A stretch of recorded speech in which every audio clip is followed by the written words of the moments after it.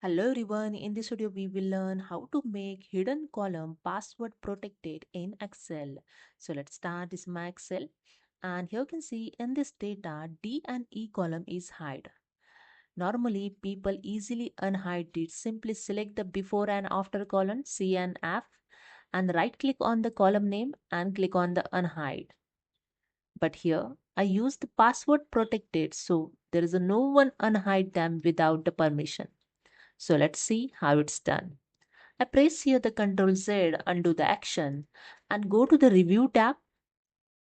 In Protect Group, click on the Protect Sheet. Here the small dialog box is open, Protect Sheet. Make sure the Format column is unchecked, this option. Okay, it's unchecked. Then press Enter here the password. I enter here the password. Re-enter the same password to confirm the password. Okay, and that's it. Now I select the C and F before and after column and right click of the mouse. Here you can see the unhide option in invisible. Okay, so no one unhide them without the permission.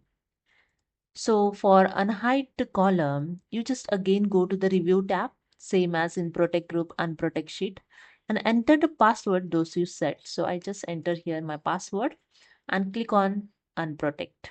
Now I select the C and F and right click of the mouse, and here you can see the unhide option is visible. Simply click on it and unhide your column. So that's it. This is a way you can hidden the column password protected in Excel. So hope you understood. If you like this video, please subscribe. Thank you so much.